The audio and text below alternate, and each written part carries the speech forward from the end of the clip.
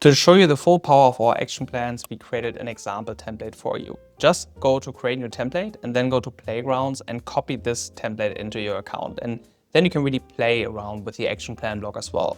So this template includes a couple of things. First of all, a quick overview with links to the Help Center if you want to learn more. And then we have 3 pages here on the top. One is for our overview blocks. I will explain that in a sec. Then we have 2 example action plans. Let me first go over the action plans and then go to the overview blocks because that really connects to each other.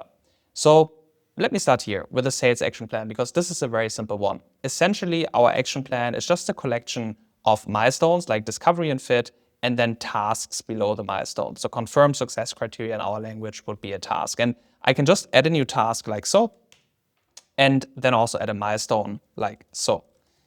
Now, this is how you quickly change this around, how you build out your action plan. Of course, you can always use the AI on the left side here to tailor it for you and just do this a bit faster, especially if you already have an Excel sheet or so you want to transform into our format.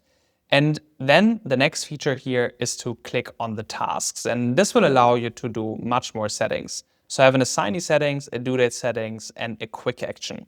The assignee, of course, just assigns this task to someone. I'm currently in a template, so what I don't see here are real names. I don't see, like, for example, John Doe or so. I only see contact name because only when I create the workspace, this can be filled out. So this is a placeholder for my contact. And then I can set a due date. And again, on the templates, we are thinking in relative due dates. So you can say, this is always due 1 business day after the space has been created. And you can change the start date later of the plan. This allows you to templatize a timeline. And then when you are in a workspace, this due date will fill out, and we will do that in the end. And then you have quick actions. These quick actions help you to build buttons for your customers. So for example, you could add a button to go to some website or just add a book a meeting button. And this would fill in the book and meeting link from your profile.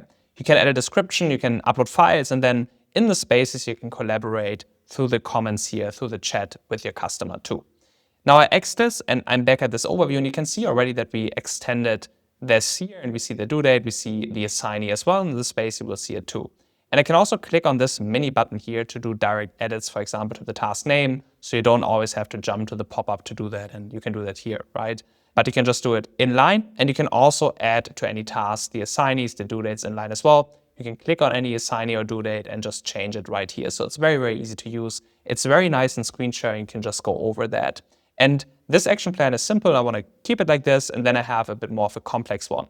And this action plan has a few settings activated. You see these blue boxes here on the top, and this is our default setting. These are just boxes that will show in your workspace in a very nice way, and you can change that here, what you want to show. So for example, I want to show the start date. I want to show an estimated end date, which is just the last due date of the plan. I want to show the progress, which is a nice progress bar, and then I want to expand all milestones.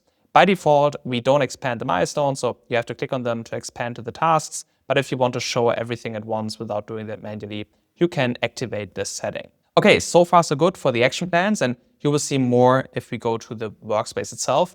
But I also want to show you the overview blocks. Many of our customers might have like 3 or 4 different action plans. They might have like a phase 1, phase 2, phase 3 page, for example, for the implementation. And then you maybe lack the overview, right? So you want to know, where does the project stand? Which action plans have started, where is something overdue. And this is where the overview blocks come in. These blocks are especially great maybe for the first page of your workspace, and there are 3 of these. You will find them if you click on new block, just like the action plan is here, the overview progress block, the Gantt chart, and the next task block is here as well. And the progress block is just showing you either milestones of an action plan, or it shows you multiple action plans in one view. In this case, I connected the sales mutual action plan and the customer onboarding plan. And when I click on this block, you will see in the sidebar that I do the setting here. So I said shown on the chart, the sales mutual action plan, I activated that, and then also the customer onboarding plan, I can reorder these here. If I want, I can also just connect to a single plan. So I could go, I just want to have the onboarding plan in here, and then I would show the milestone level, and these will fill green while the plan is being completed. So this is fully automated and a very nice overview of your current status. Another one is the next task block. This is great if you have a linear sequential process and you want to just drive action to the next task. So this, again, is also connected to the plans that I have on the other pages, and it just shows the next task of, in this case, both plans. And I can click on the task here like in the action plan itself and bring up the pop-up. I can complete the task from here, so it's interactive and very easy to use for your customer. And then I can jump to the plan that's currently active as well. Now, the final, and for me, one of the nicest blocks in the system is the Gantt chart block. This allows you to really show the project on a timeline chart. You can collapse all milestones. You can just look at weeks or so. You can jump dates here and really manage a big project interactively. In the workspace, you can even change due dates, schedule dates directly from here. So this is a very nice block. And again, connected to other action plans within the workspace if you manage a more complex project. Maybe you have enterprise customers who want to see this timeline view. Now, this is the action plan. There are a ton more settings around it. You can typically see them here on the left side. Again, you would just jump to the plan, explore the settings here, the permissions, the appearance, and we are adding more options to this. This is one of the central blocks of our platform. And I just want to briefly show you how this works in a space. So let me create a new space from this playground template. I would just go with Microsoft and then John Doe. And then I will select my playground template here that we just edited. And then you can see a bit how all of this works together.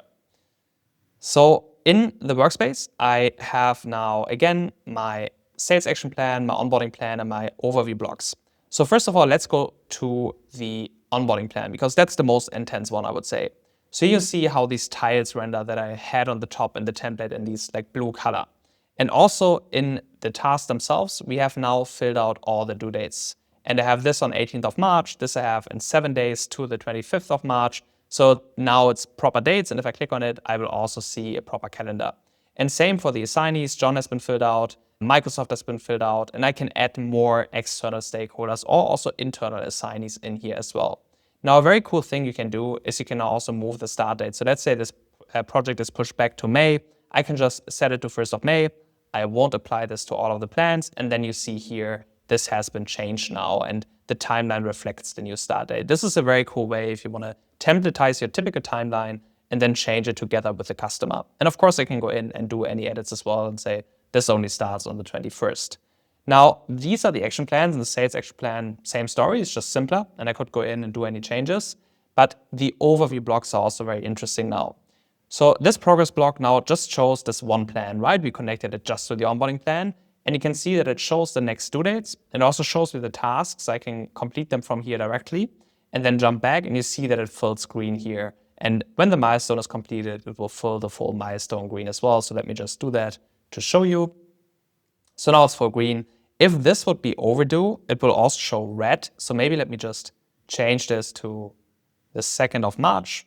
And now this is overdue and it will show and highlight this in red. Then I have the next task block. This is currently connected to the sales action plan.